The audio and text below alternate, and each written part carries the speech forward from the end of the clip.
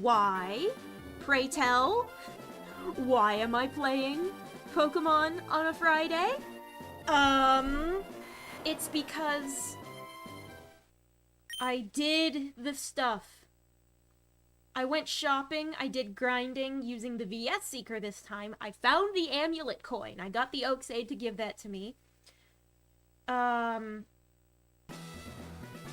tried to get a lucky egg from a Chansey in the Safari Zone, but alas,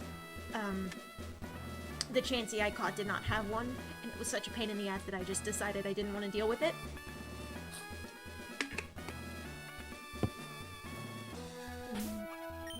I did some training against some fighting type trainers, and Columbia and Spoons are now up to snuff with everyone else.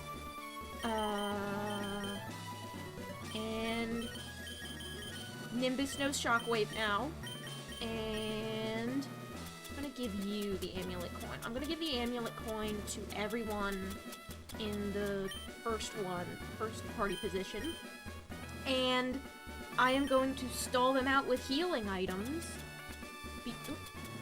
Okay, yeah, I bought all the full restores I had after I had the money left over. So I have a fuck ton of healing items, Antidote, Burn Heal, Ice Heal, Awakening.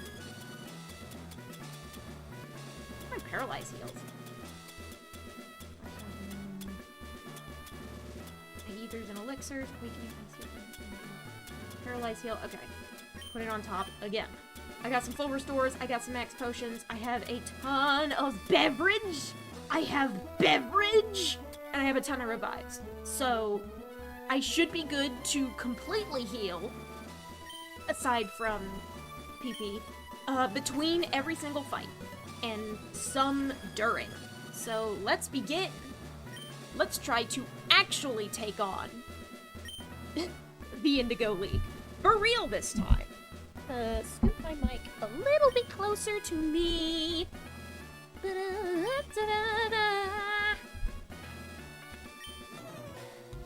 Anyway, yes. The continued existence of the Elite Four is driving me nuts, so we're going to kick their asses. Ugh. You can probably hear me futzing around with cables in the background.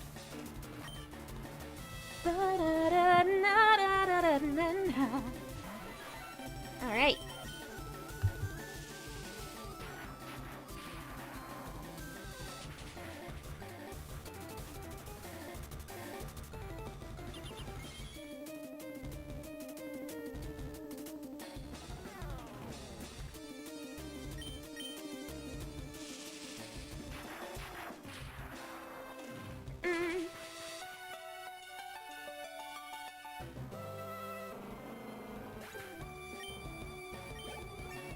And our birds should be able to level up.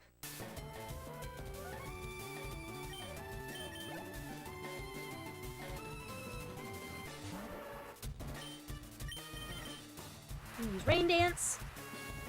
I wound up using a PP up on Spoons' Psychic, so that's gonna have a little more survivability. Amnesia. Ah, shit.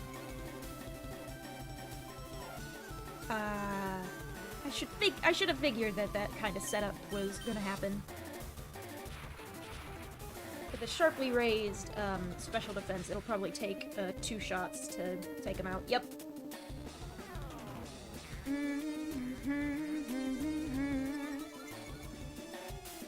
And I have not necessarily planned to abandon Beautiful Joe tonight. I just want to see if I can beat the Elite Four and then go straight into Beautiful Joe. So we're gonna do a bit of a double feature tonight.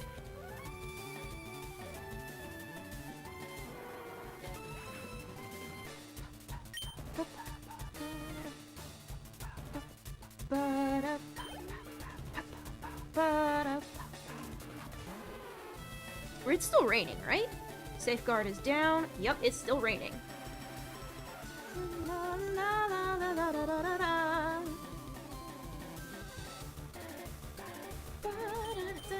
I should have probably picked Thunder.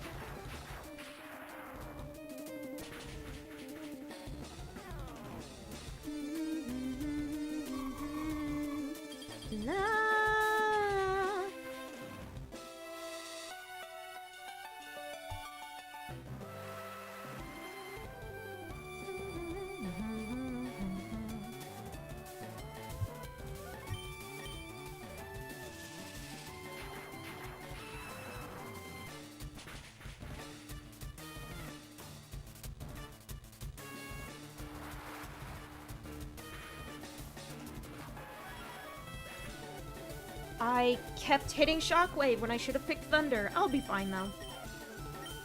In the grand scheme of things, I will be fine. Late stream time. Yeah, it's late. I had a weird week.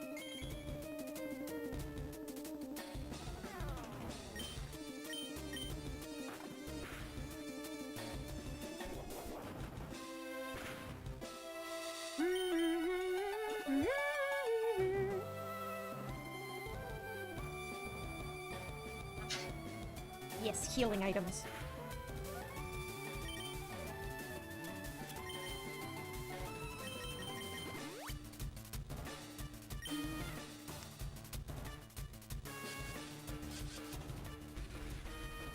Also, the weird week I've done nothing at all. Yeah, see? Same! I've also done almost nothing at all, but be in bed and regret it. It's been a very eat hot chip and lie kind of week.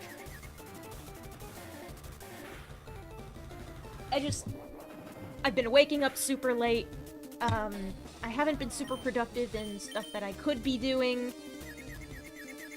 Managed to be a little more productive. I grabbed the mail. I watered some plants. I put away some trash. Yeah, we had a brain cell synchronization event.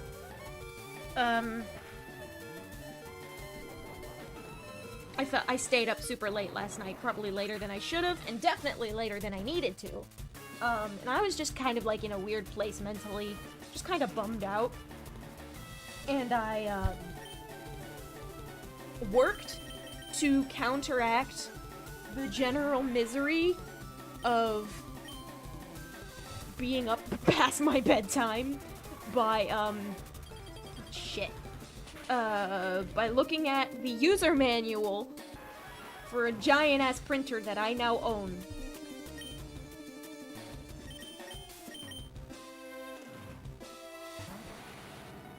And I have, also not told anyone in my physical vicinity that I possess this printer.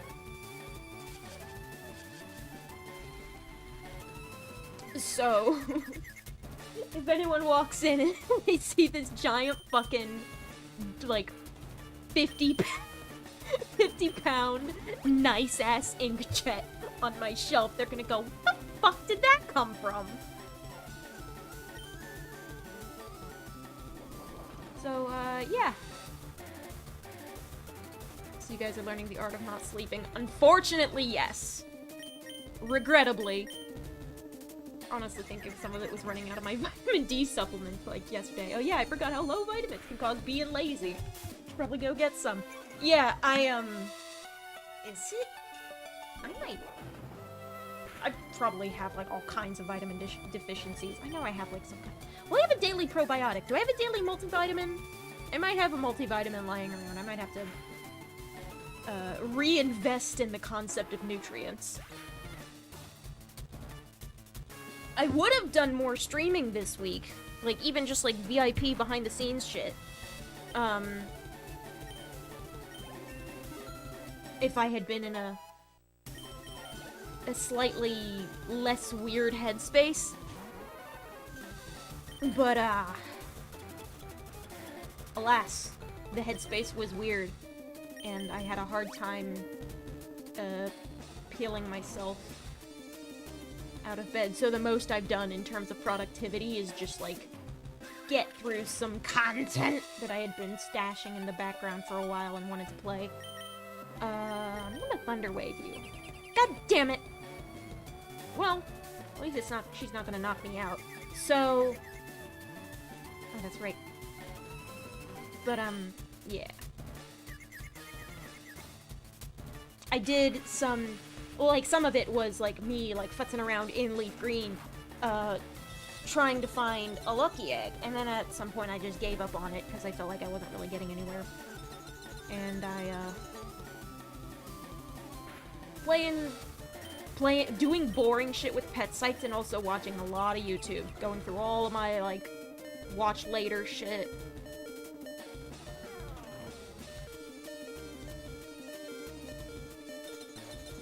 But yes!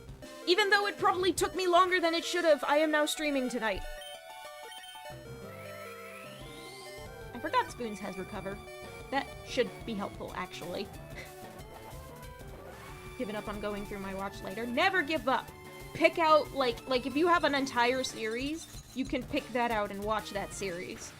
Like, this wasn't strictly in my watch later list, but, one of the things that I had watched was,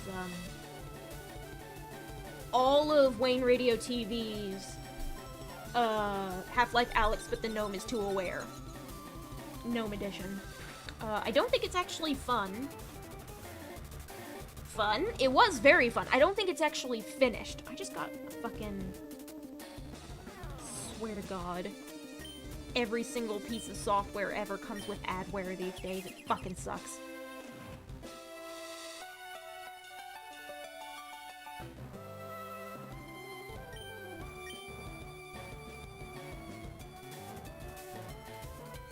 My entire watch later list, not any of the 200 plus videos I've ever added. And I've never added any since, and it is a relief. Yeah, it's fair. Sometimes I'll see shit in there, and I'm like, I don't actually feel like watching this, and I'll just delete it. And that's definitely freeing. But I still have, 500-ish that I would like to get through. But, some of that's gonna end up just, like, being deleted.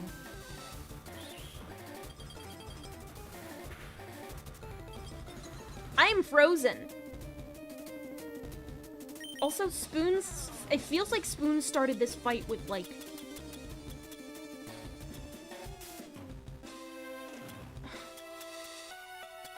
like, no PP in Psychic. So, like, I'm just gonna ether that shit while he's frozen.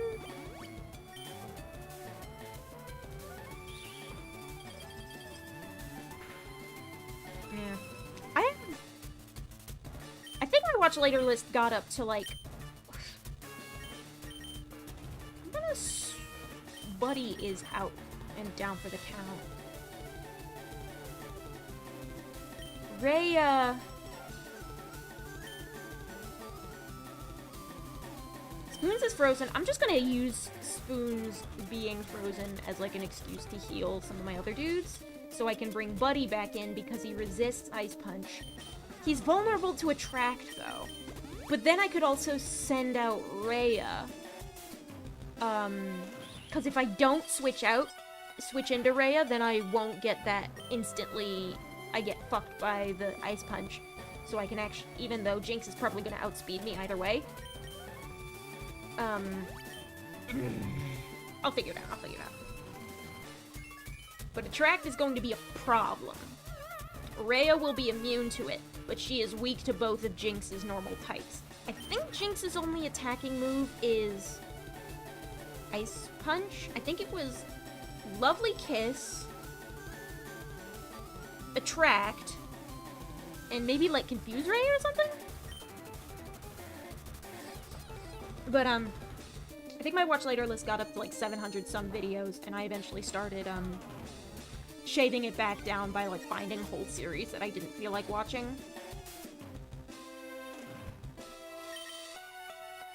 And I think I need to go do that again. Just to kind of, shave some of that stuff off.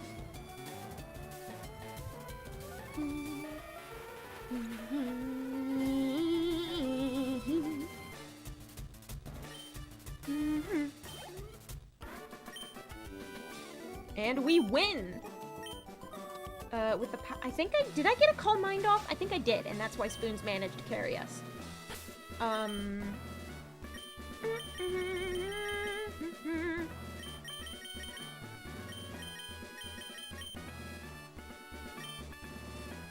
gonna give the amulet coin to Buddy, because he's going to be the guy that carries us through the first Onyx that belongs to Bruno. Cat's begging for attention. Pet the kitty! He loves you. Amulet coin should also help in case we lose again, because then I'll have all the money I need to buy more shit. And I'm gonna save just because, you know? I could cheese it, but that doesn't feel right. Not in the spirit of things.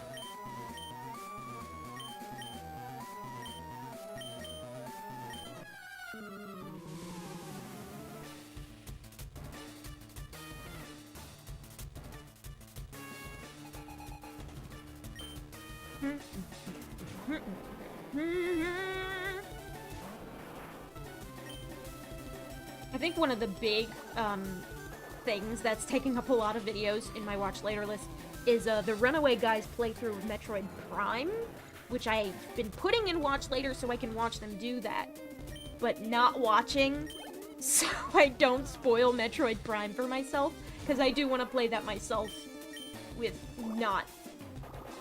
non-comprehensive spoilers at some point. Haven't seen the Runaway Guys in like 10 years. They're still doing it! They're still going. They still do TRG Coliseum, which is where they like do a big charity event, and they do a bunch of silly shit over several days, all on live stream. And they have like a bunch of commercial bumpers between each one. It's cute. It's cute. It's fun. And I watch it purely in VOD form, but it's still cute and fun, and I have fun watching it. I've also been ignoring their Donkey Kong Country Returns playthrough, but I think I could probably watch that without, like, I don't think spoiling Donkey Kong is as big a deal.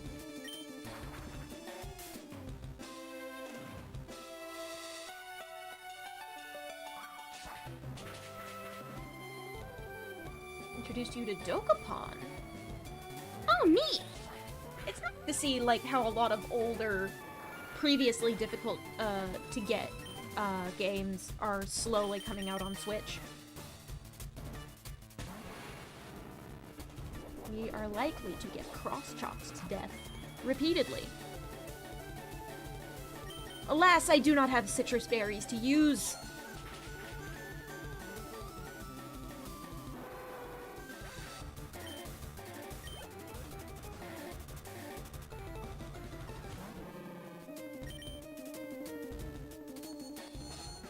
I think spoons can sweep without setting up here. Fighting types are not known for their high special defense, and Alakazam is a sweeper.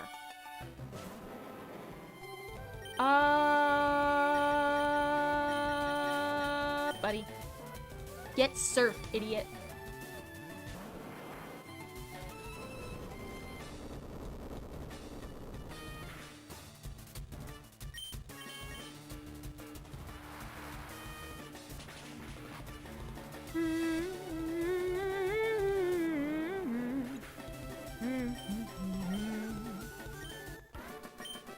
Excellent! Excellent! Lots of money. Yeah, he's being an edgelord. Would my children like beverage?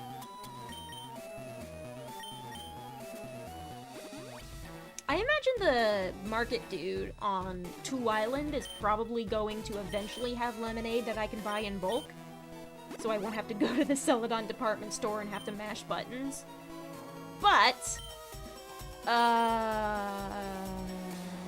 next up is, I want to leave Spoons' shit intact, because he's only got the one attacking move.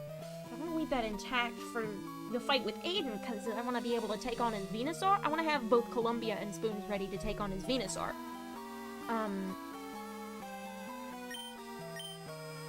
And Columbia has Fly, so I should be able to cheese my way around Solar Beams if I'm careful. I have Surus with me now. And using it to take on... Having Ice Beam is a good backup, so... But I'm gonna be using most of those Ice Beams on Lance. Does Lance lead with his Gyarados? I think he leads with his Gyarados, but that's not relevant until later. Do I want to start with Buddy, or do I want to start with Rhea? I think I'm going to start with Rhea.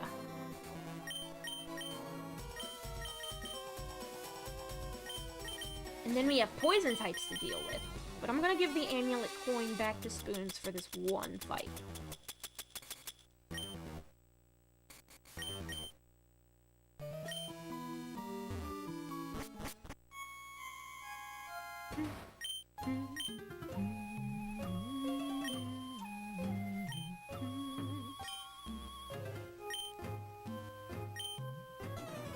Alright. We take on Agatha. This is already going way more smoothly.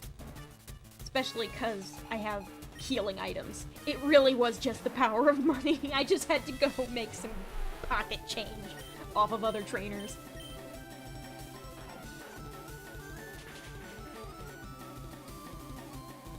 Did you just call Oak a wimp? Oh, absolutely! She thinks Oak is washed up and dumb. She's like, this motherfucker used to be so strong, and now he's just fiddling with his nerd shit. Nerd! It's okay, though. People are allowed to retire and become nerds, although he's not retired, he's a professor. That's still a job. Let the man chase his passions, lady. Now. Rhea will not be able to switch out. Crunch is the only move that affects them, actually. Because they have Levitate, which dodges Dig. And they're immune to Double Kick.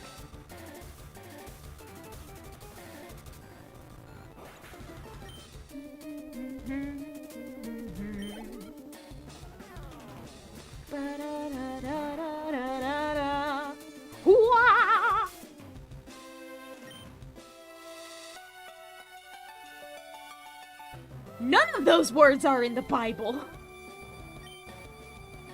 I don't think they mean anything in that order either.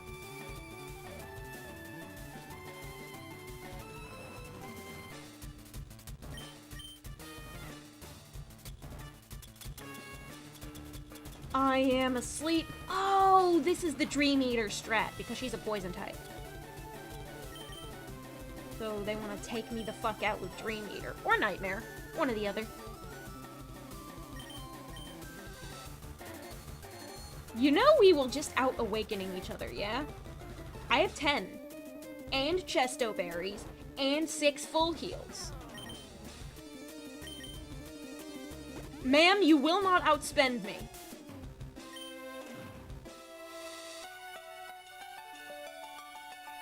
OG Pokemon lore was fucking bonkers. Stop! Please! Please?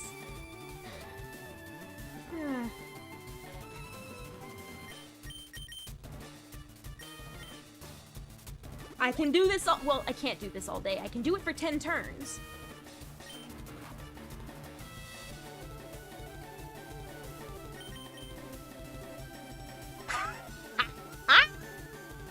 You missed! That didn't one shot. I mean, Rhea's not a special attacker. Crunch is Crunch. Dark type moves are special in this gen, so Rhea's not actually well equipped to use it, which is why I slapped the black glasses on her, so that would boost it. At some point, Pokemon went from a new discovery to a replacement for animals. I sincerely like the replacement for animals concept, but the whole new discovery stuff is almost like looking into it. Like, it's like looking into a version of the series from another dimension. It's early installment weirdness. It's fun. Can I switch out now because I beat that Haunter, or is that her? No, it's because I can, okay, alright. It's because I beat that Haunter. I think both versions of Pokemon lore are very interesting. I think the Pokemon world is more interesting. Pokemon have always been here, but then they, like, still have some script elements that have persisted through the generations where they're still kind of treated like a new discovery, because every game's got to start with, hey, do you know what Pokemon are? Like, bitch, I've been outside.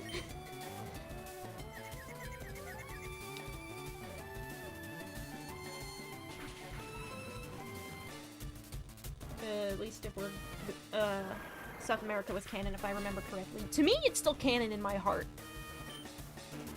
Like, Earth is still the same. It's just... they just have some different names. Like, Japan is still Japan, it's just that instead of as many recognizable prefectures, we have places like Kanto and Johto and Hoenn and Sinnoh. I firmly believe the anime ruined the direction for Pokemon, even though without the anime it probably wouldn't have done as well. Interesting. The anime was... That's interesting. The anime was also subject to early installment weirdness, because, like, the first 3 seasons were designed by, like, this... He's kind of a troubled genius. And he worked with the idea that Pokemon were a new discovery. Kind of.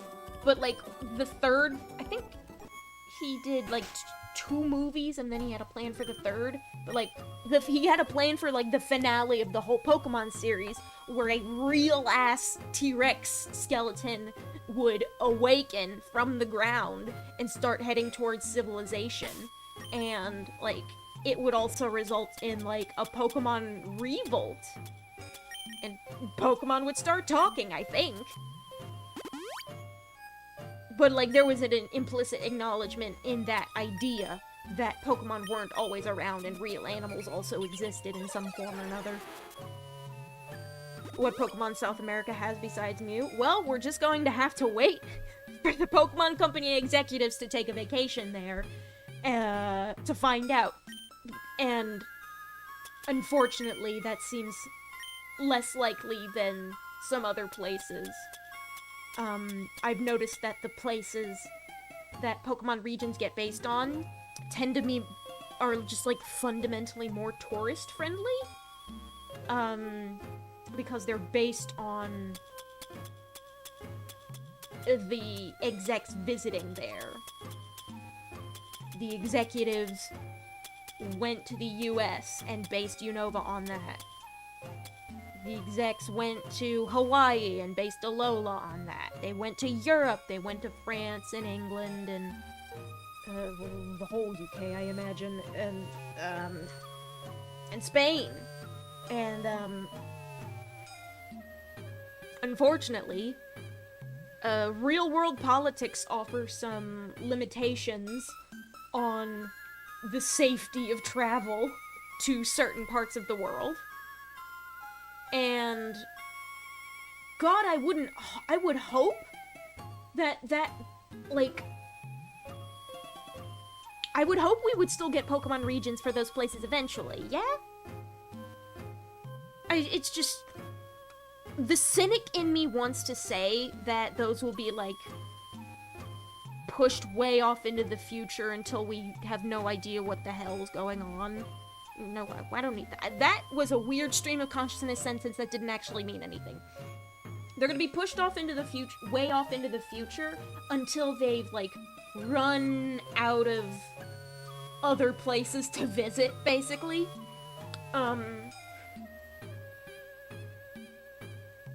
And, I don't know. But, I think it'd be really cool if we had, Pokemon I want Pokemon regions from the global south, okay? I want shit in South America. I want to see shit. I want to see the Pokeverses Africa. I want to see the Pokeverses India. An Australia region would be pretty cool. I don't know, maybe a couple more spin-offs set in, like, other Polynesian regions or something? I don't know.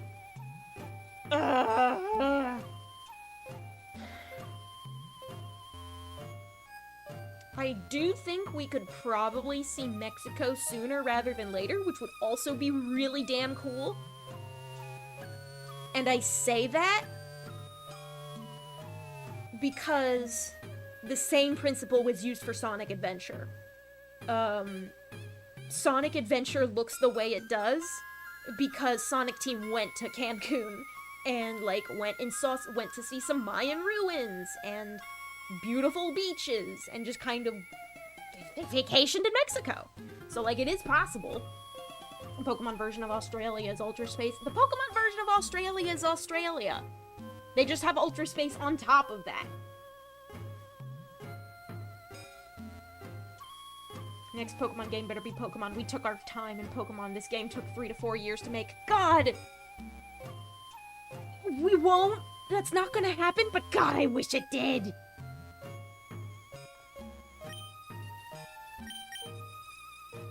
Pokemon lore isn't nearly as retconned as the Sonic lore, though. True. Fair. Sonic lore is kinda dumb. But I was talking more about the overall aesthetic and the, like, shared concept of basing your video games on places you've been in real life. The Sonic team was on vacation in Mexico in the 90s, and they used that as inspiration for Sonic Adventure. Pokemon executives, Junichi Masuda usually, and probably some other guys too. Junichi Masuda went to Spain a long-ass time ago, because his idea to base Alamos Town in The Rise of Darkrai on Barcelona was because he had been to Barcelona. So, like, stuff's there.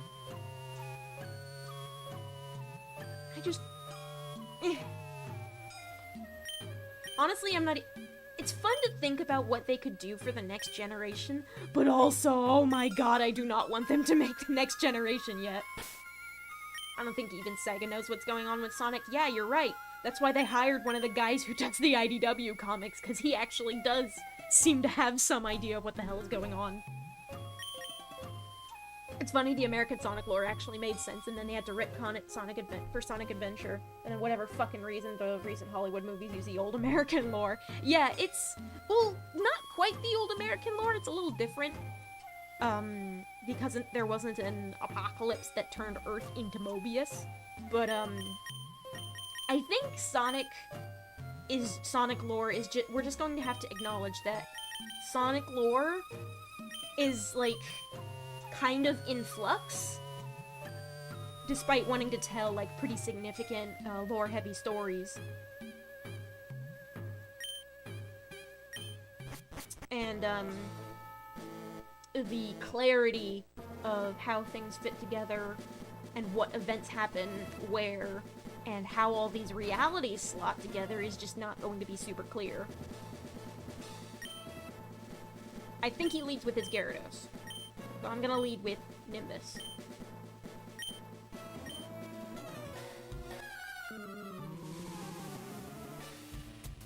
Best Sonic lore, Sonic Prime, because there's a baby Eggman in the edgy tails with 9 tails called 9. I like the cyborg tails. I like the cyborgs in Sonic Prime, even though I haven't seen it. The writers say the Sonic comics are canon, but the claim doesn't seem to be getting backed up by Sega. Well, that's because, yeah, Sega's not committed to it.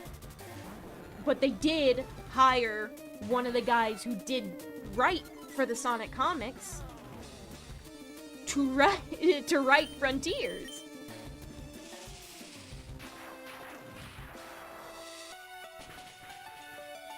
So, like, there's something there.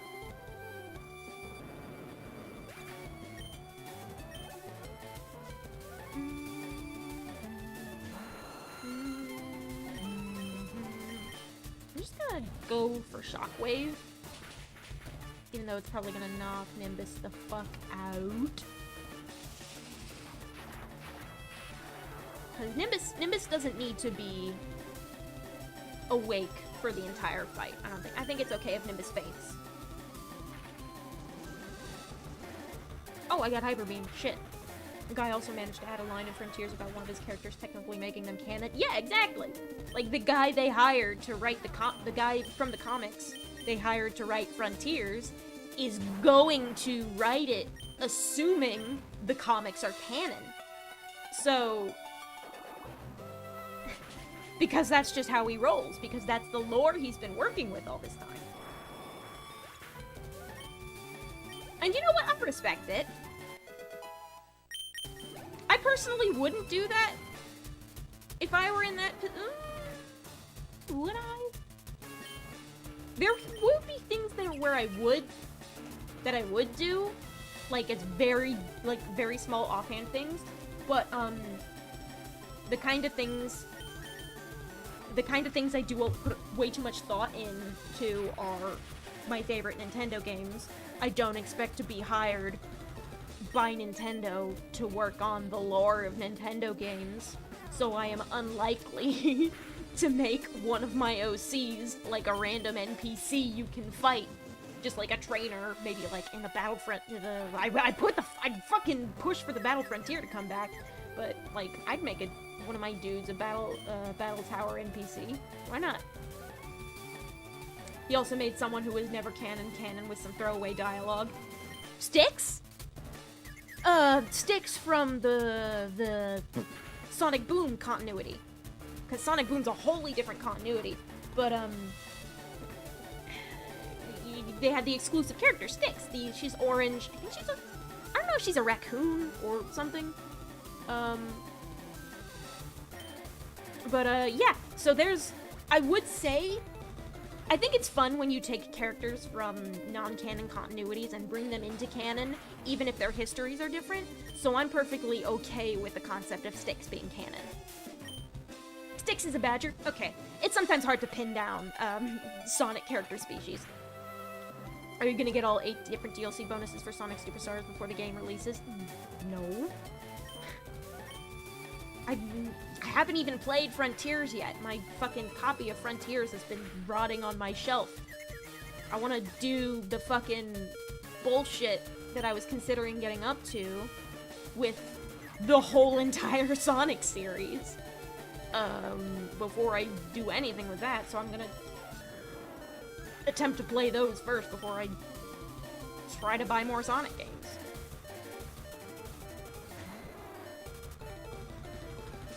I'm mostly making fun of the fact that there are 8 DLC bonuses before the game comes out. Well, yeah, that's dumb. You make the video game. Create the video game. Finish the game before you make the DLC.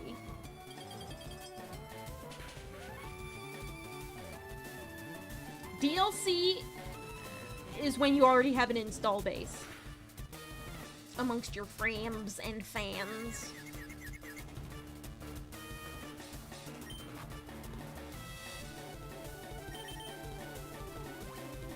Called it.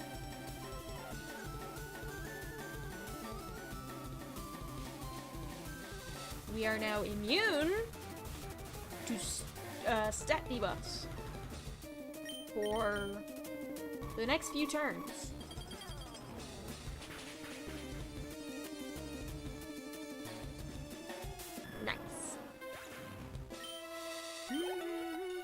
Bringing Certus was the correct choice. Practically required for having to deal with Lance. The best Sonic game is Despicable Forces, a Roblox remake of Sonic Forces using the Oh my god, I hate that. I don't like that. I don't like it. That is upsetting to think about.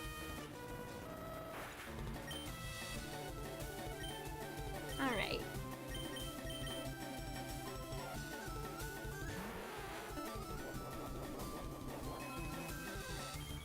I don't want to use Toxic yet. I'm just gonna go ahead and crunch. Oh, he didn't heal. Well, oh. Oh! I was expecting a full restore to hit. I wish that one was official, luckily. Hamilton the Music Simulator on Roblox? What? Oh, God. There is some shit going on Roblox that, like, I don't even want to think about.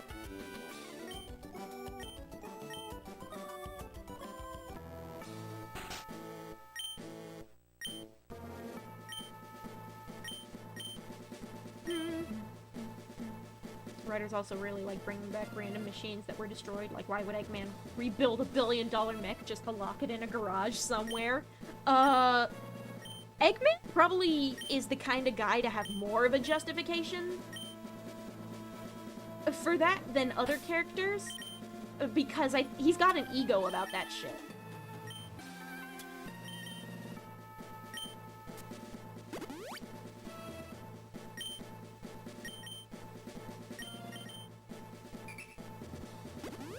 Roblox is way more popular than it was when I played it 12 years ago. Oh yeah, Roblox is huge now.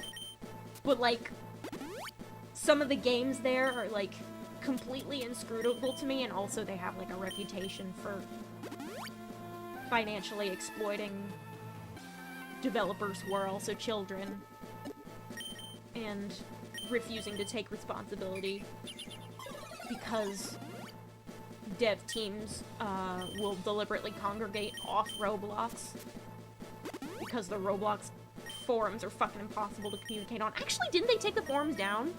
People said some shit on the forums because, like, either there was sus shit happening in the game, or there was sus shit happening on the forums, or people were on the forums complaining about sus shit happening in, like, chat within the games, and they didn't want to bother moderating it, so they just took the whole thing down.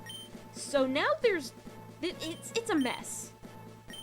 There has been, like, one whole-ass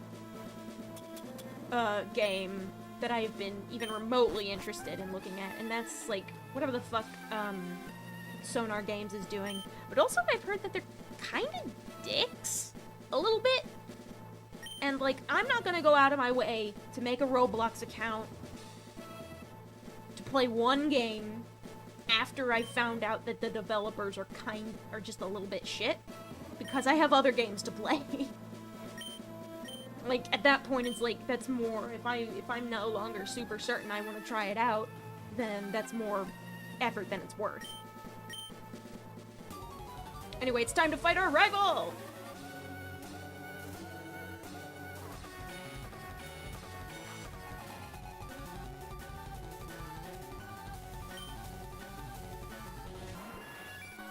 Oh, I left Nimbus in the front of the party. Luckily, that was the correct choice. Sand attack. Luckily, Shockwave never misses. And if I put up Rain, Thunder never misses either.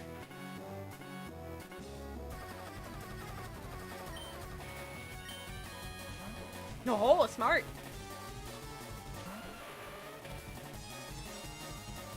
Oh, smart! Actually, what if I PP stall you just once? Just to waste your fucking time.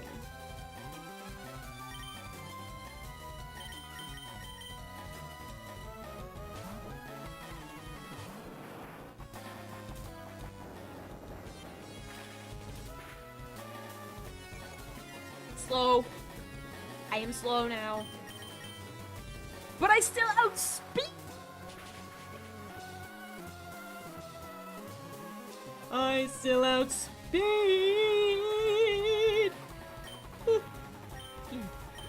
That turned into a yawn. There's Venusaur. Columbia, you're up.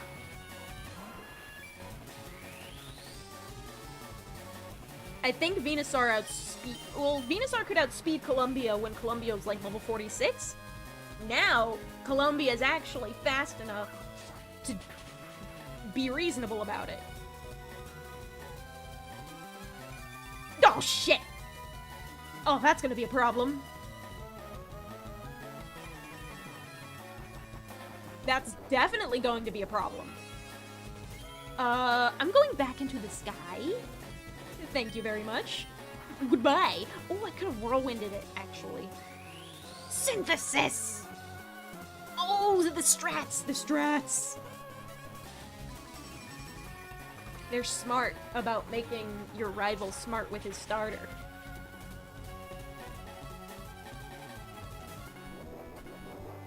This could be a problem.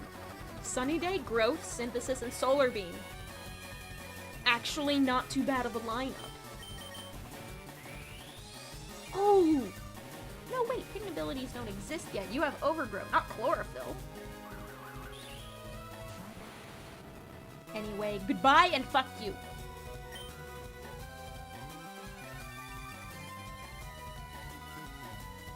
Scratch and Grounder from the cartoon with the thing as meme are not only in the comic, but confirmed dead! Rip in rip. I should have switched out to Rhea. Oh well. The sunlight faded. Haha. I have outweathered you!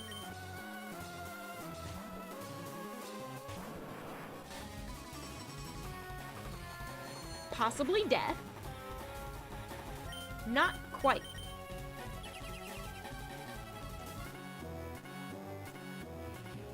Ah, I see. Now you're going to psychic me to death. Oh, or not. Or you could just be dumb. And then I will bite you with my teeth. Does Blastoise have teeth in addition to the beak, or does it just have the beak? Turtles don't have teeth in general, but sometimes Pokemon gets a little swifty with it.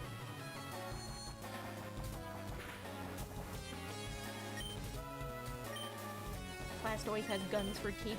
That's not what... That's not what the cannons are. The cannons are not teeth.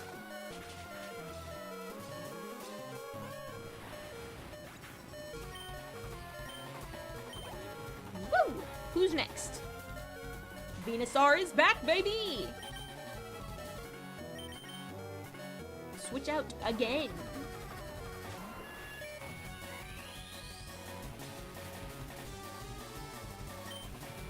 Gonna do my fly special. You can't solar beam, I'm too smart.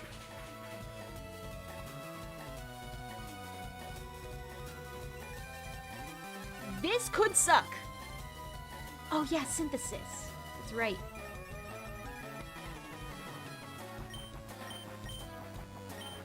That's a horrifying image, thank you.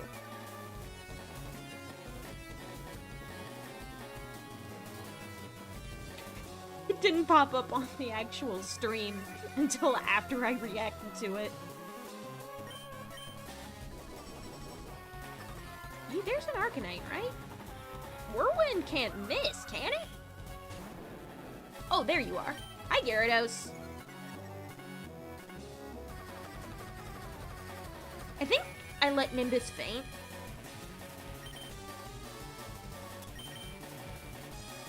No, I don't think I lived with Nimbus in the first place. No, I do. I just don't think I got damaged because I think I immediately switched out. Yeah, he switches right on in, and then I used detect once and then switched out. Da da da da da da da da. Ha da da da. Na na na na na na. Stop dragon raging.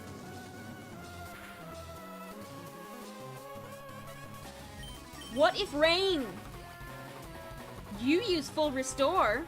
I use rain dance so that you can't damage me while I'm doing my thing. You might be able to damage me anyway. I think you outspeed me. Could be a problem. If you use Dragon Rage again, we should be oh, nope, Nimbus outspeeds. We're fine.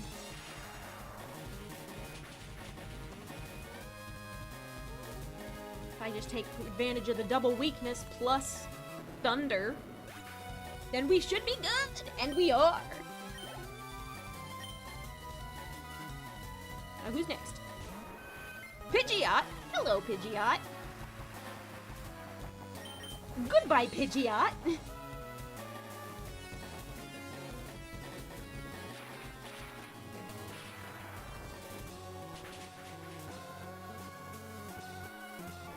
Now, will you send out Venusaur next, or will you send out Arcanine? Arcanine! I don't actually know how you canonically pronounce it, so I'll like switch between Arcanine and Arcanine.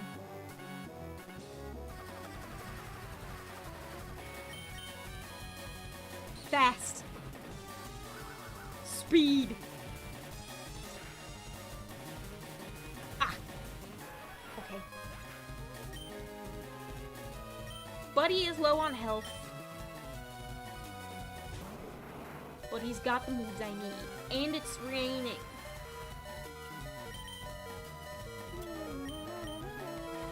No, not a lemonade, a max potion.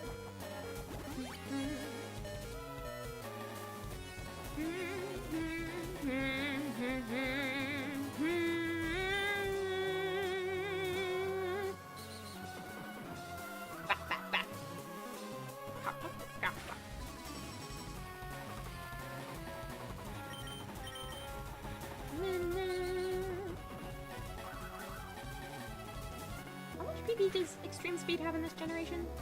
I feel like it's 5, and then it gets buffed in later gens. Like, it immediately gets jumped to 10 in Gen 4 or 5. But, I think it might be, like, a low PP move in Gen 3. Right? Right? I confused you! Is that your only attacking move, or are you just reluctant to use fire-type moves against me because I resist them? But he lives! He lives!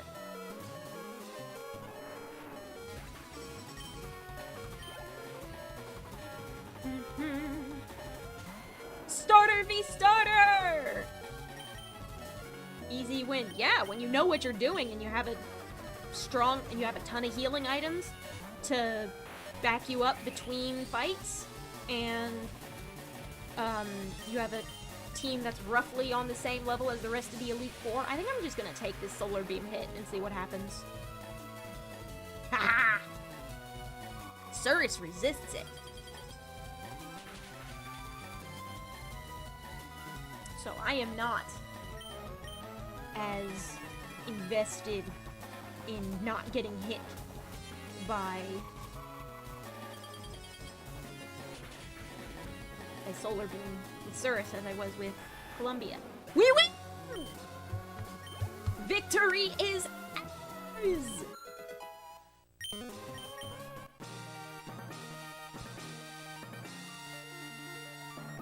After so much pain and misery on Monday, we did it!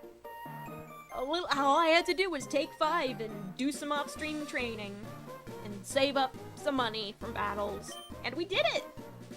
No, that can't be! You beat me at my best! For all that work to become the league champ, my reign is over already? It's not fair! I get $6,300 for winning.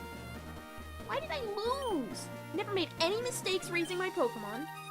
Darn it, you're the new Pokemon League champion! Well, I didn't make any mistakes either. Well, we don't like to admit it. Lee! Hi, Oak! Hey, Professor! So you've won! Sincerely, congratulations! You're the new Pokemon League champion! You've grown up so much since you first left with Squirrel to work on the Pokedex. Lee, you've come of age! Aiden, I'm disappointed in you. Man, fuck off! He put up a damn good fight. Came when I heard you'd beaten the Elite Four, but when I got here, you had already lost. Aiden, do you understand why you lost? You've forgotten to treat your Pokemon with love and trust. Without them, you'll never become a champ again. You understand that your victory was not just your own doing. Yeah, my boys! The bond you share with your Pokemon is marvelous. Yeah, I went and I found 2 of my weak guys and went and I trained them. I went and found items I was missing. I found a reasonably strong handful of fighting type trainers on 2 Island to fight against using the VS Seeker, and I was able to use those fights to train Columbia and Spoons up to level 55-ish, and I figured that between getting them up to the 55 area and replacing, I can't remember who I replaced on my team, but I think it might have been Nice I replaced. I boxed him and I took out Cirrus to handle Lance, because Lance's dragon types were a pain in the ass for me. So I figured I should either get a dragon type or an ice type. I did catch a Dratini in the Safari Zone off stream. His name is Teeny. He's very cute. He hasn't evolved yet. But I figured I would just use Surus because it feels right. Because it was the first legendary I caught. I ran into it completely by mistake. And we were just on our way. I had skipped Saffron City and we were just going straight to Cinnabar Island. And I saw Articuno there and I was like, fuck it, I'll try to catch it. And then I did. And I think that's worthy of Surus joining the Hall of Fame with us. Like how Oak cares about you more than his own grandson. He's even scared to admit it. Yeah, it's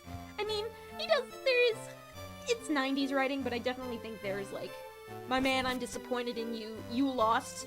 There is a lesson to be learned here. Love your Pokemon more. GG, good luck. This floor is the Pokemon Hall of Fame. League champions are honored for their exploits here. Their Pokemon are also recorded in the Hall of Fame. It's very straightforward, simple language. Like, the writing gets more complex as the generations wear on. I say that. It's...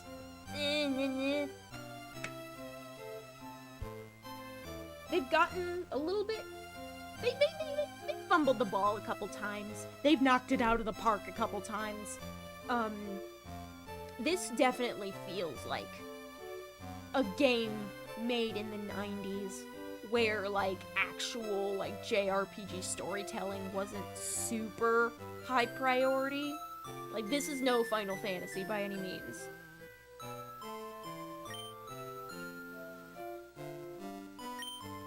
And I guess that makes sense because it's aimed at a younger target audience.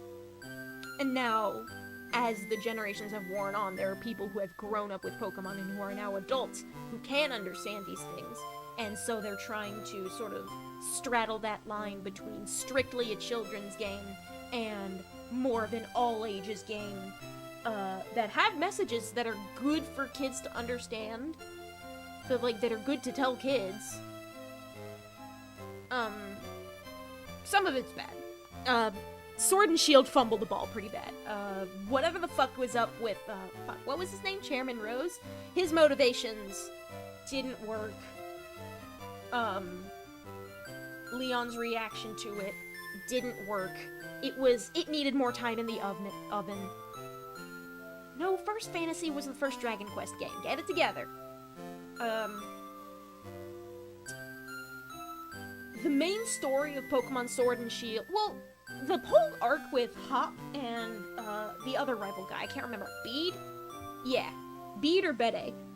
He becomes the fairy gym leader, and good for him. I think, like, their arcs were firm and satisfying, but, like, the actual background, like, world-ending danger arc that pulls in the legendaries, that was, I believe, poorly executed in such a way that if you read too far into it, you come out the other end with some unfortunate implications. And that's honestly the worst kind of bad writing, where you end up saying shit you don't want to say.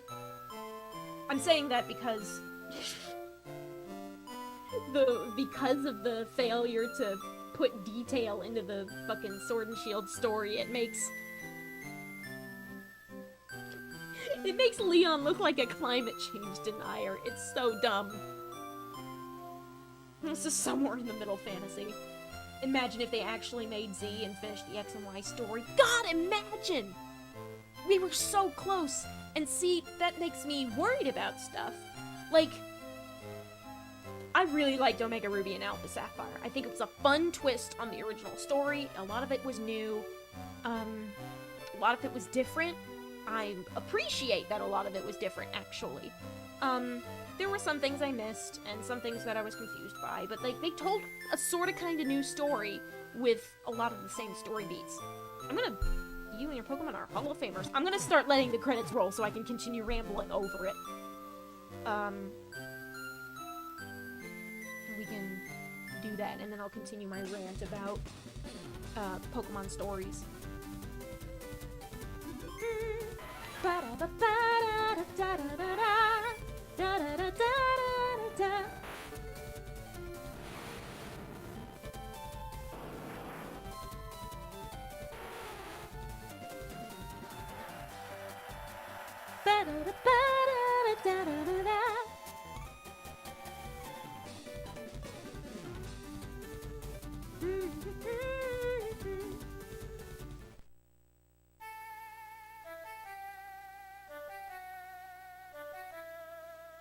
Aww.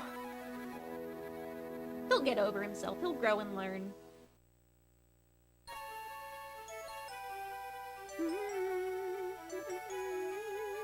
I think he yeah, at 2 years from now, which is still super fucking young for these characters. But,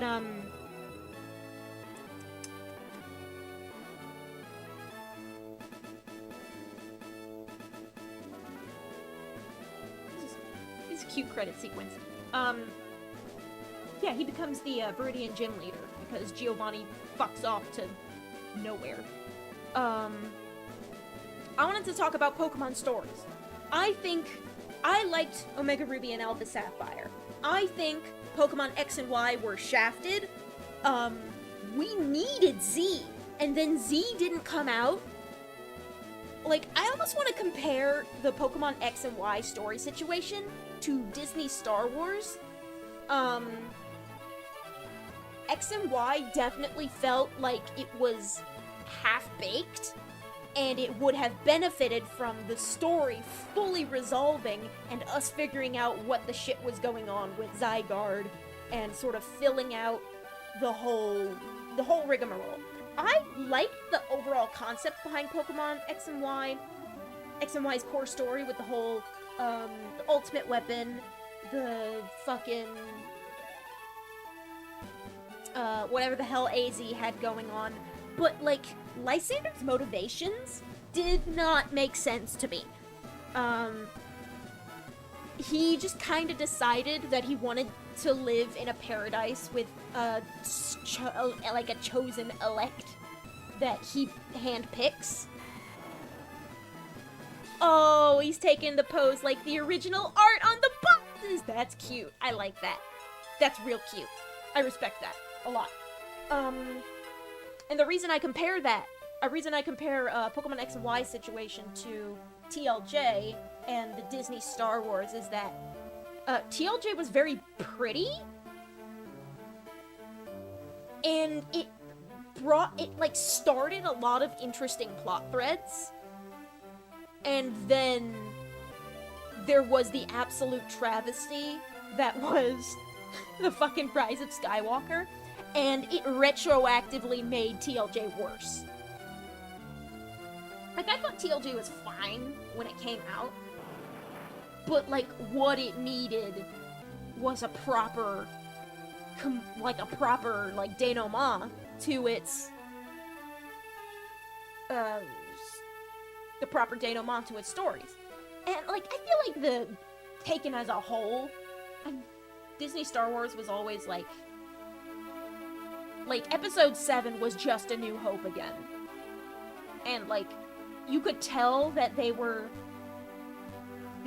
trying, but they were not sticking the landing. Star Wars Episode 8 is one of the worst movies I've ever seen. I can't actually judge movies on their merits that well. I'm not a cinema buff as well as much. But, aw, is that Pikachu from Yellow? That's cute. That's real cute! I like that. I like the little transition from the sprite into something resembling 90s Sugimori art. That's cute to me. I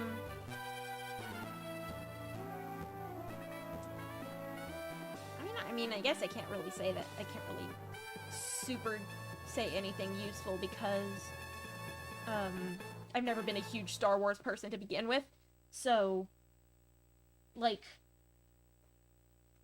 I would just go, isn't 8 the one where you get to watch Luke milk a space animal? Yeah, but, like, that's just one thing. There's plenty of gross shit in any Star Wars game, Star Wars movie. There's plenty of gross shit in either, honestly. like, Star Wars was just kind of background noise to me growing up, and I only really went to see the new Disney Star Warses because it was new Star Wars. And, like, it was cool, it was a grand old spectacle. I think Force Awakens and TLJ, like, they had a lot of interesting ideas, but I don't think they all successfully followed through on them. And when you take the movie individually, that's not a good movie. Like, if they don't fully follow through on stuff, it's very, like, it very much felt like cinema junk food. Like, you just go to see the new Star Wars movie, but, like, the only thing that's really special about it is the fact that it's Star Wars. And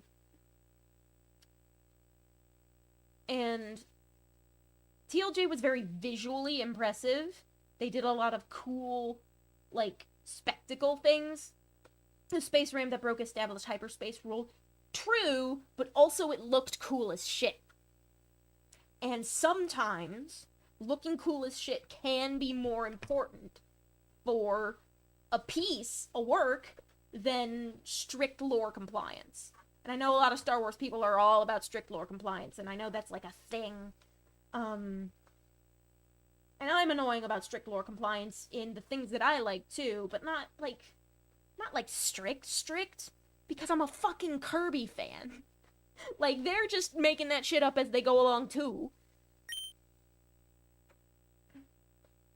Finn has done nothing the entire time. Finally has a chance to do something, and then Rose stops him from doing it, causing more problems than because he would have actually stopped the battle. Huh. Okay, so there was, like, some wacky, like, dumb shit conflict. Like, see, I don't remember a lot of the story, like, the core plot of the movie, but I have never remembered a lot of the core plots of Star Wars movies. So, like, the whole concept is that they just kind of, like, in one ear, out the other. They always have been, that for me, that way. Finn was disrespected through the whole sequels. I agree. I think the concept of Finn was really cool and really interesting, and they fumbled the bag. That was one of the many things they fumbled. And I'm gonna say it, probably has to do with the racism. And I think John Boyega, like, said so. He's like, I'm never working with Disney again. It sucked. And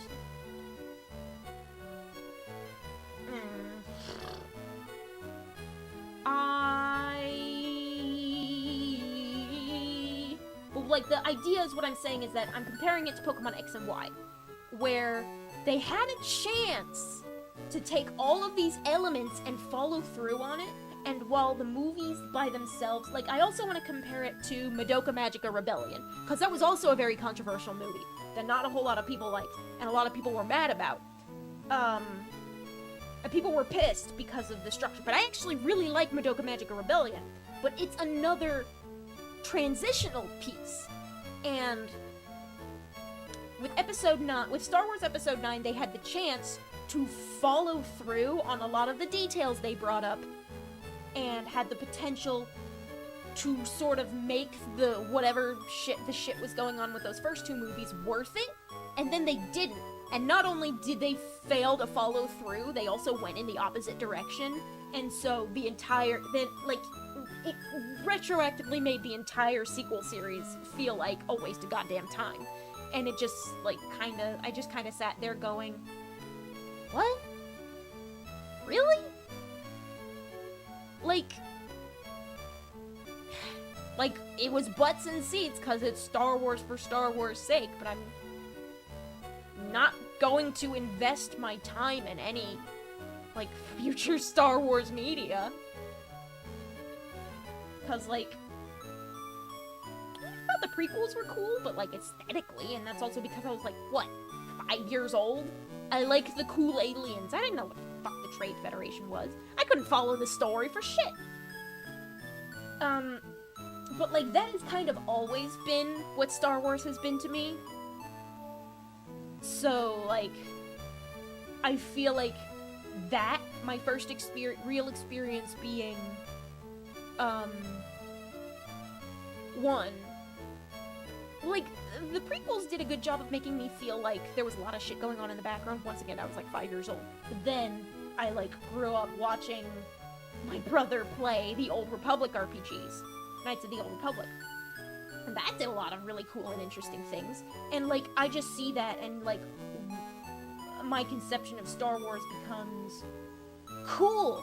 There's a very, like, cool piece of media at its center. There's the series of movies, and the original series is pretty good, but, it doesn't, because the original, I know in my heart that the original series is, like, written better than the other two series. But also, I just kinda don't care. Like, it's just, like, so saturated that I'm just kinda, oh yeah, I'm existing in it, cool, whatever. What is interesting about this world beyond that? Like, cool, great. What other kinds of media can we make about it? And then, well, there's probably something to be said about sequelitis. Finn was removed from Chinese promotional material. Once again, there was some fucking racism involved in the background of whatever the shit was going on with Star Wars. And, like, that also just kind of ruins the fun of going to the movies when you, like, hear about that. And, but, like, you could see it bleeding into the movie itself, and you're like, wait a second. Because, like, I'm, like, a casual moviegoer at most. Hi, we're ranting about Star Wars, even though I'm not a Star Wars fan. Like, from my general experience of, like, film media, movies and television, quote-unquote cinema, you expect the male lead and the female lead to get together, and I'm just like, sure, whatever. Like, it's another fucking romance subplot. And then they didn't follow through with that in the Star Wars sequel series because it was interracial. And, like, that pissed me off more than, like, the rote repetition of opposite gender leads get together at the end. Like, and it's just, like, it peels back the curtain on, like, a lot of the sort of behind-the-scenes, like, production bullshit, advertising bullshit, the cultural bullshit, like, the culture bullshit that surrounds it all. I think the lore behind Star Wars is cool.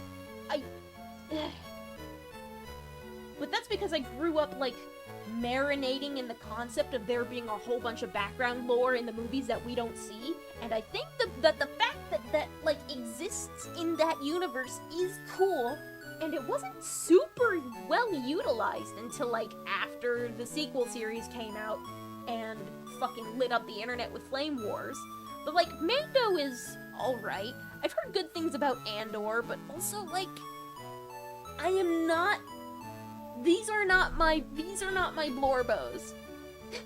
Like, this is not a series that I can suddenly get invested in now. Like, I have the general knowledge. I've scoured Wikipedia every so often just because I like the concept of sci-fi world building. So, like, I was about to say, I know what the fuck Nar Shaddaa is. I don't actually know off the top of my head. I know it has something to do with, like, Hutt crime lords, but I don't think Nar Shaddaa is the Hutt homeworld. I think it might be a moon of the Hutt homeworld, or just, like, a moon of some world that they've colonized, and it's just, like, a crime center.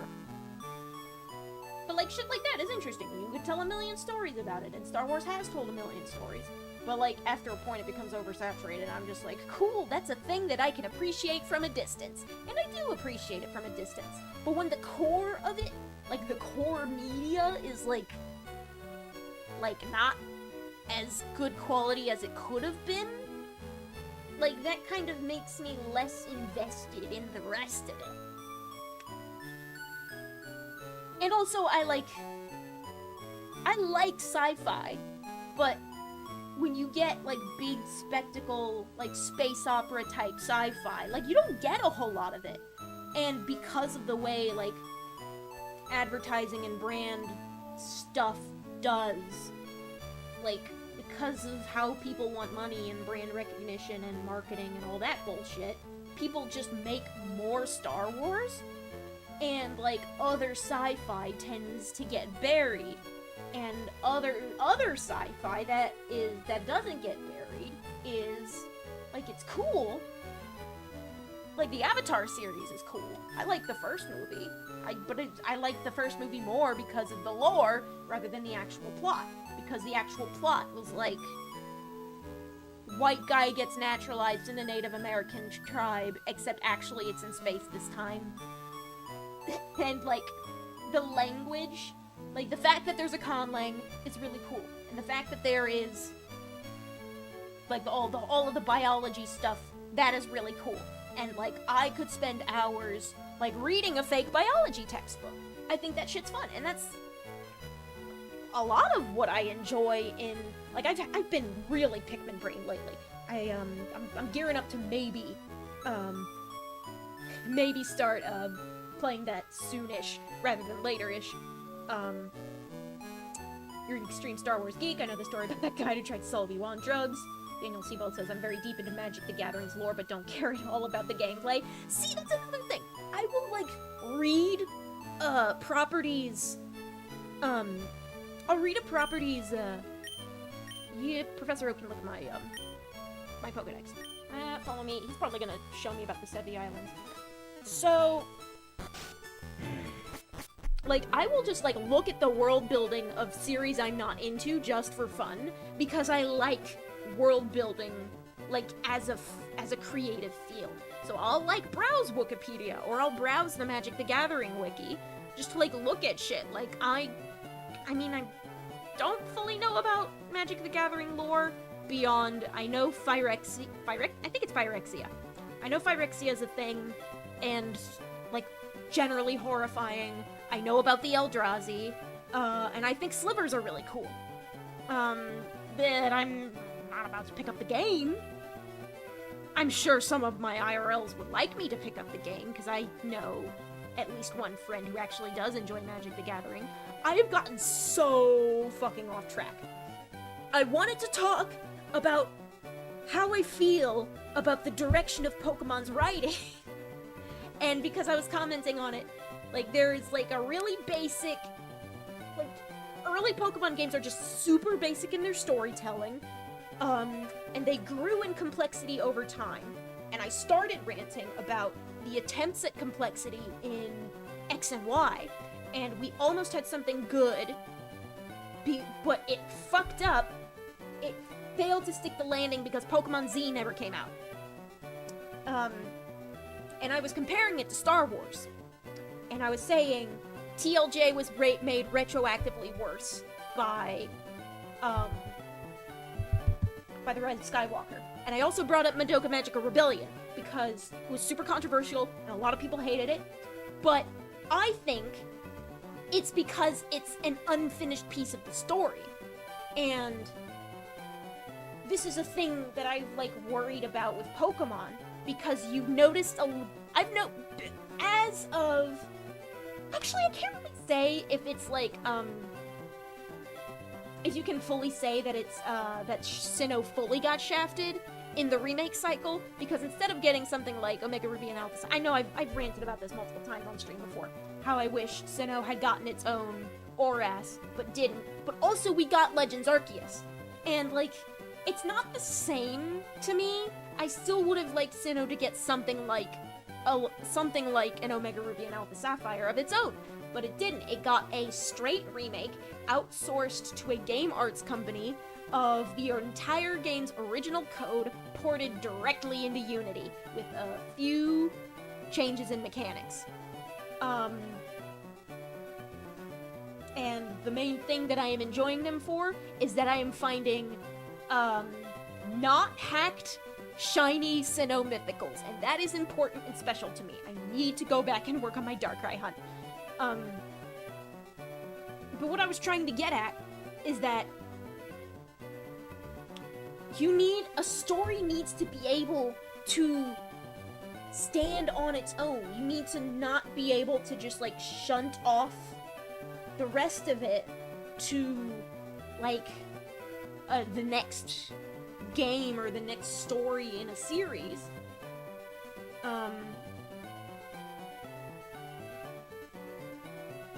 All your friends would be appreciated if you got into Genshin too, Lamau. I mean, yeah! I actually did have a bunch of friends who got into Genshin all at once, and, like, they're just like, yeah, no, we're not actually going to spend money. At least the new people who are new to Genshin. But, like, it could be fun to play multiplayer with them. I remember how Genshin bribed its players into getting a game award, and the Sonic fans went insane about it. Yeah, that was weird. I got sidetracked talking about your own sidetracking. Oh, yeah! But, what I'm saying is that,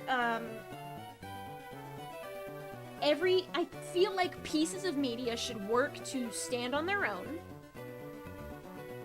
And one of the things what was I worried about? The thing I was worried about, I was complaining about Sword and Shield and how that was an example of the writing of Pokemon games kind of slipping in the core New Regions games.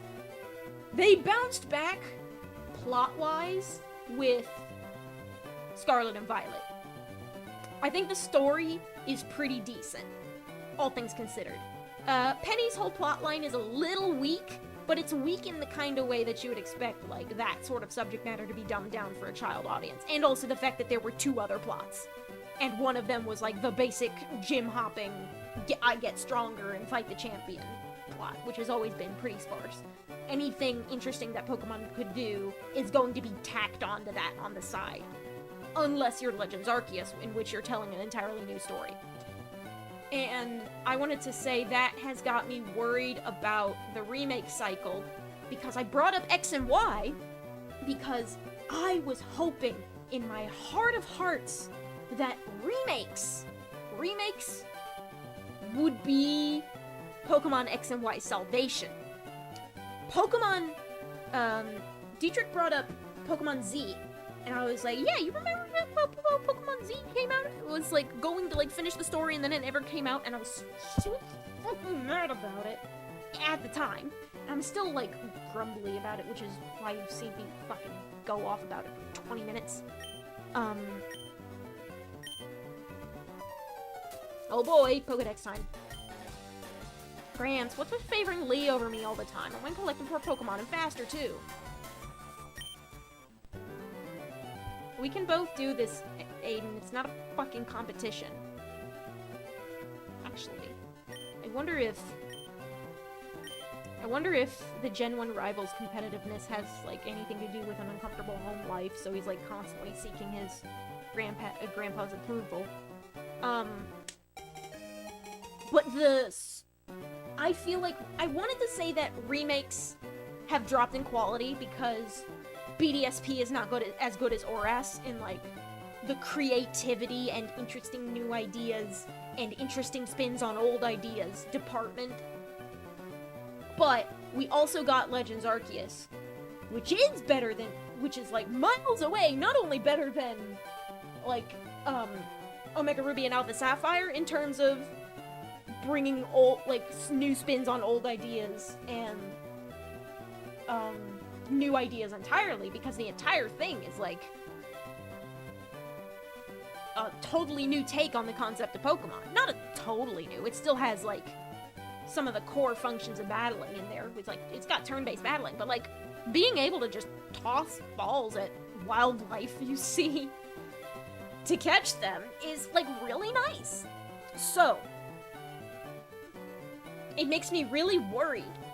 I'm very concerned about what they're going to do for the remakes of Pokemon Black and White, or Pokemon Black and White 2, or if we'll get remakes at all. BDSP are not good remakes compared to other remakes we've gotten in the past. Fire Red and Leaf Green started the remake trend. They existed purely so that you could get Pokemon from Gens 1 and 2 that weren't already in Ruby and Sapphire into Ruby and Sapphire. It was a way to counteract Baby's first Dexit. Heart Gold and Soul Silver were fucking insanely high quality games in their own right. They reimagined Gold and Silver, but they also, like, brought in a lot of elements from Crystal, and then ORAS fucking went absolutely fucking insane. Literally just bonkers off the wall. And then, BDSP was just a straight port with a couple new features. And some features completely cut. Just entirely. Like, Pokemon, that's not a fucking Pokemon contest. They removed contests where you actually strategize using the moves that are attached to your that are in your Pokemon's fucking learn set. Like, that was a whole new way of doing that, and like, I think they just replaced it with the dancing minigame, which fucking sucks. But they also gave us Pokemon Legends Arceus, which I feel like its quality speaks for itself. Of course, it's not a little jank, it's very jank. It's jank, it's a little bit rough around the edges, but I want to say you can feel the love. Certainly, I feel like you can feel the love more than Pokemon Scarlet and Violet. Scarlet and Violet tries to take things in a new direction, and it successfully does, and it is fun, but there's also a whole lot of fucking... Oof. That's not just rough edges, that shit is, like, ragged. That's the kind of shit you will get cuts on. That game's that game's graphics are a fucking tetanus risk. But the reason it makes, I wish X and Y had its story, like, fully realized at the time. And but because it wasn't, I had taken comfort in the fact that the remake cycle was what it was, and the fact that I loved Omega Ruby and Alpha Sapphire as much as I did.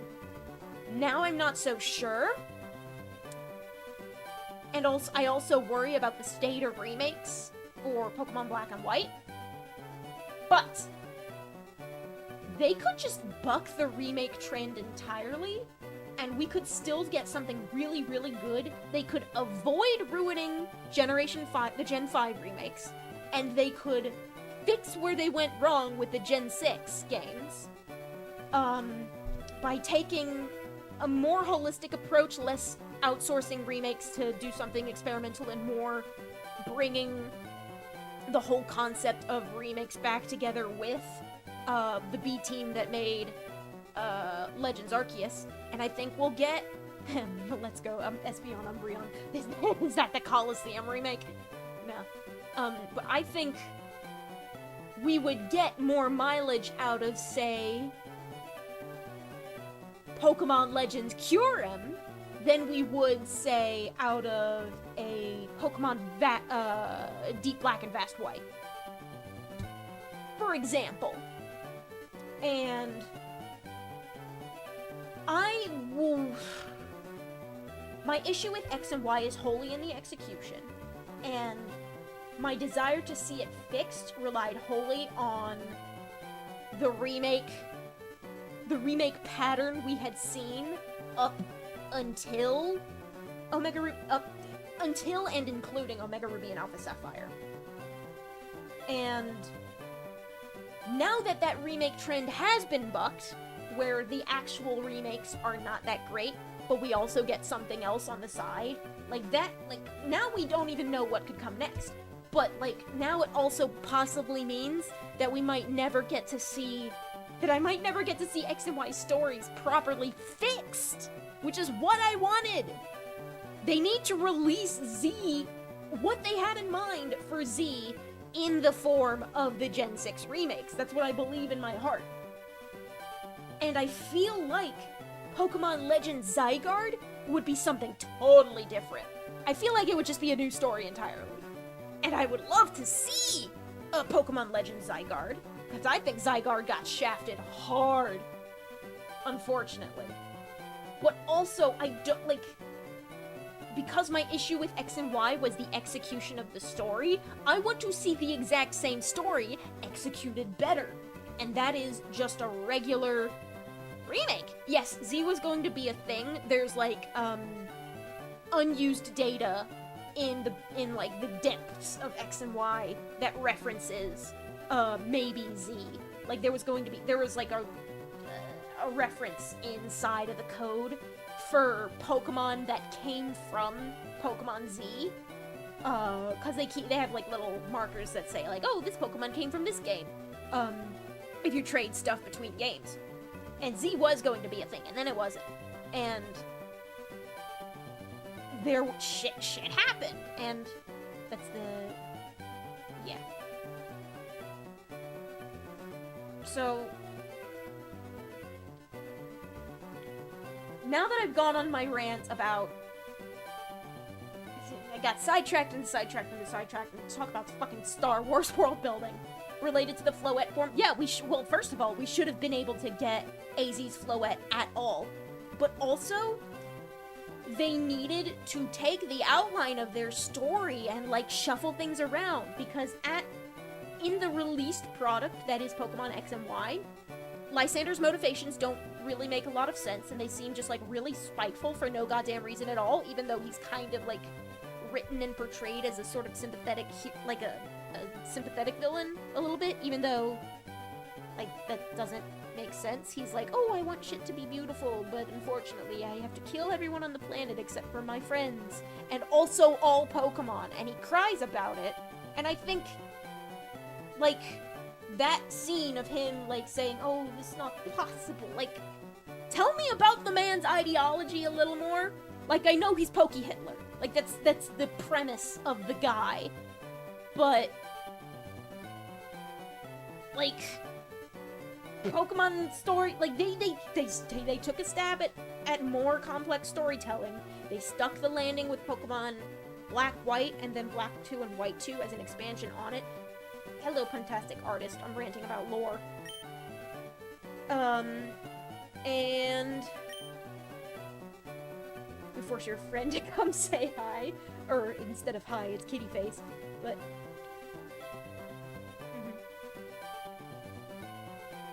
yeah, worse as in less well written.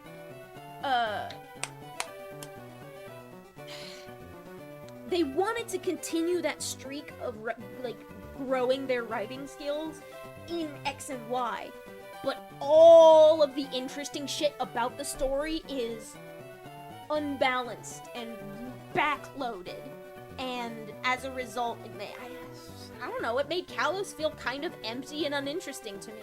And there's also, like, stuff about region design, but, like, I want to like Kalos, because right now it's like a forgettable nothing burger in my head, and I was hoping they could fix it with remakes, and now I'm not so sure if they'll even, like, do remakes the same way, in such a way that it could be fixed in the way I want it to be fixed. And also, I have a tenuous connection to the Star Wars fandom at most, but I would thought that, drawing parallels between the Disney sequels and my feelings about X and Y might be, like, a useful thing to communicate about. And then we went on a tangent about lore and storytelling, and then I realized that I didn't actually leave the theater remembering fully what the story was about, so that metaphor kind of died in the water. That analogy shriveled up and blew away in the wind. Maybe we'll stop doing remakes at all because of the BDSP backlash. You think they might? I would hope Legends Arceus, the positive reception to Legends Arceus, would show them that there's at least something there.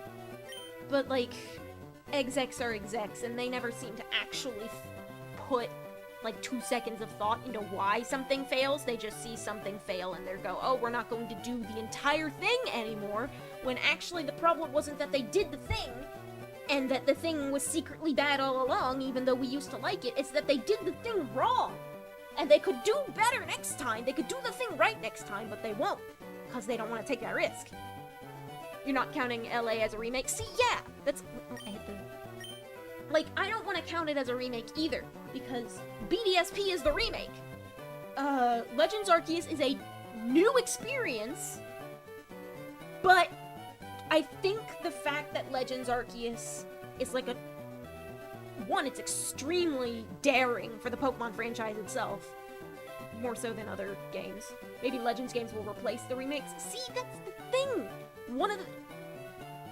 I wouldn't mind there being a Legends Kyurem and a Legends Zygarde instead of, like, Vast White Deep Black and whatever the fuck they would name X and Y remakes, if they want to release Z, if they want Z to be the remake, I'll take it. Like, I would be okay if they released the remakes of Gen 6 just as Pokemon Z, because I can't actually think, I can think ZX and ZY, but,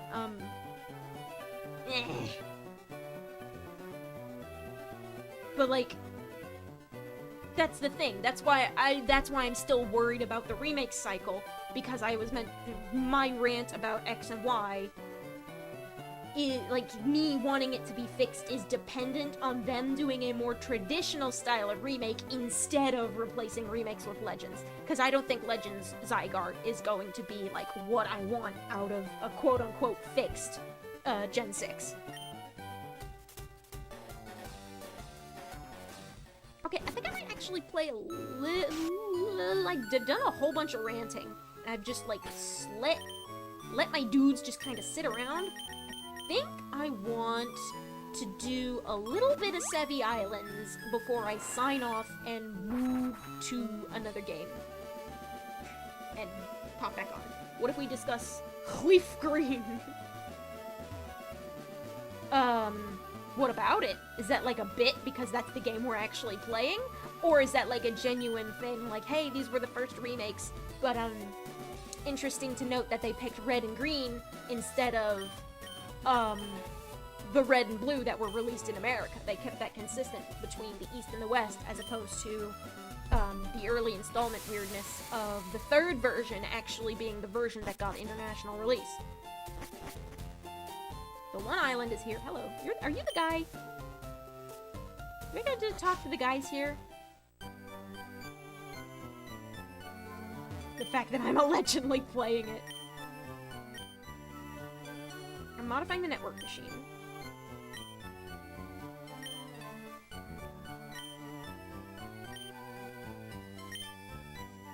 Oh, there's a special gemstone, you say? Yeah, I'm gonna fuck around in the Sevi Islands for a bit. As I continually rambling, before I hop games. So, yeah. And the fact that, Scarlet and Violet's story was still actually pretty decent, despite the everything else about it, does give me hope that the fact that they tripped and fell on their faces with, Sword and Shield, like, they kind of bounced back a little bit with the Sword and Shield DLC. I think, the Crown Tundra shit was more interesting than the actual main story itself, mainly because, like, the main story just did not put... I really think you should have a responsibility to put more thought into stories, because, like, it's one thing if you're, like, if it, like, just kind of sucks and you just go, oh, fuck it, just ship it already. But doing so, I think you should at least double-check the whole damn thing to make sure it doesn't actually look like something, like, really offensive by accident.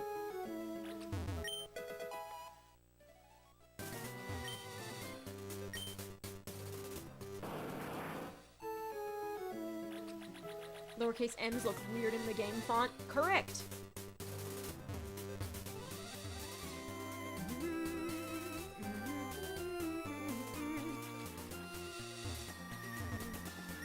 There's allegedly a gem on one island, and we're on one island. Pokemon Legends Necrozma. See, Pokemon Legends Necrozma has the potential to go absolutely, like, fucking crazy. That shit could go extremely hard.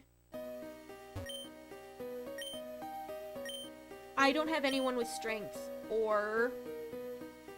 Oh, it's the fucking rockets. It's these guys. Goldeen need log. Goldie's nuts?! Hey, fucker. Wanna fight me? But also, I am a slut for Ultra Space, so... Like... I actually think Pokemon Ultra Sun and Moon kind of broke the story Sun and Moon was trying to tell. but the story they were trying to tell in its place was really cool. I just think it, like, kind of wedged into... It just kind of wedged into Sun and Moon's existing story very awkwardly and felt kind of weird and dumb as a result.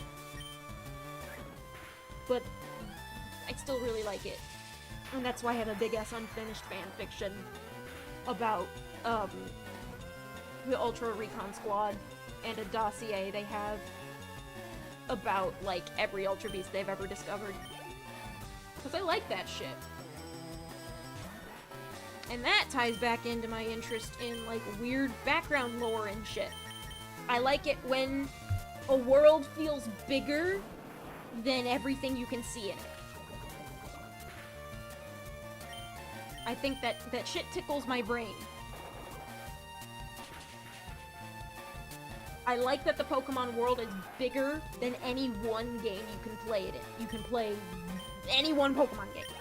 I'm getting that. I should probably refill my water, because I am talking a lot, and it will probably be hell on my voice if I do not consume more water. Hopefully it's a direct, the Legends Geodude potential is too vast for Game Freak to even dare dipping into. Do you mean, like, hopefully as a direct sequel to Legends Arceus, as in... Oh. Okay, yeah, okay, now I'm seeing. That's from different people. I actually don't think Legends Necrozma...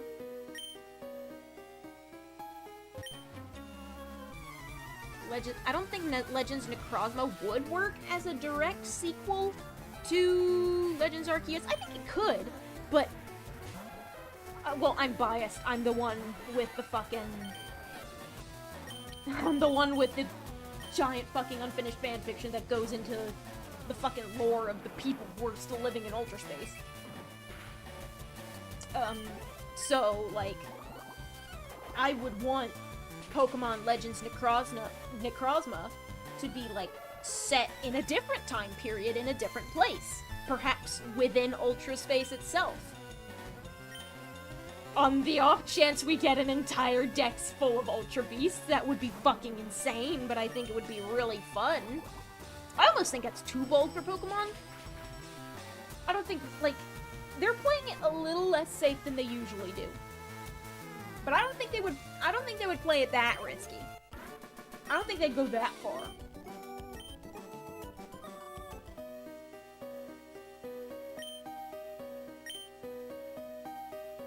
Well, I'm going to step inside anyway.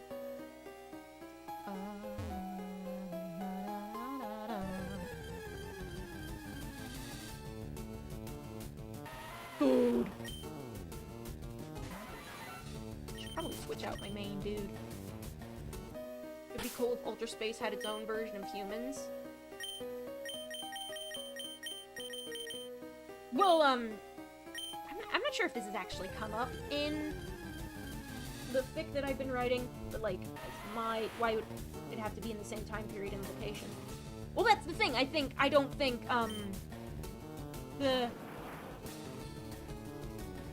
why would it have to be? Okay, let me comprehend that for a bit. So, well, like, that's the idea of a sequel. If it's a sequel to Legends Arceus, then it would have to follow on the events of Legends Arceus, and therefore involve characters from that. Whereas I think it would be more interesting just as, like, it would be a sequel in that it would be a Legends game with the Legends style gameplay, but I think it would be more interesting having a totally new story. See, when I think sequel, I think a direct sequel in terms of, like, characters repeat, the plot continues, cause then you'd, like, keep going with the fucking plot shit of, like, Volo using Giratina to become God. And I don't think there's a way you can gracefully transition from that into a story about Ultra Space. Ooh, a Slugma. Slugma nuts! I don't think you can safely transition into a story about Ultra Space and Necrozma and stuff related to that without hamstringing the possibilities that Pokemon Legends Necrozma would give you in the first place. I think the possibilities are way more interesting when you untether yourself from the responsibility of hooking up to Legends Arceus. I need strength! I need strength and Rock Smash! And I should have expected that. But I just kept going, because I'm ranting about a thing. Okay. Okay. Okay. I know I said I'd fuck around on one island for a bit. I think I'm going to end this stream here. I'm going to grab some more water. And I'm going to return shortly with an episode of Beautiful Joe. Thank you all for watching me play LeafGreen. You want the relationship with Arceus and Necrozma clarified? Ooh, yes, me too. That would be interesting to see. There are some things. I feel like Arceus' relationship with a lot of Pokemon isn't going to be clarified. I feel like they want to, like, silo each set of box legends and their associated myths off from each other, which is a bummer. But I get it. But yes, I will be back momentarily. Do not change the channel. Do not look away. Do not turn off your stream. I will be back in, like, I don't know, maybe, like, 5 minutes. 5-10 minutes. I'm gonna get some water, bathroom break, then it's Joe time. So we will be right back after these messages. Ba-da-da-da-da-da. Okay, see you soon.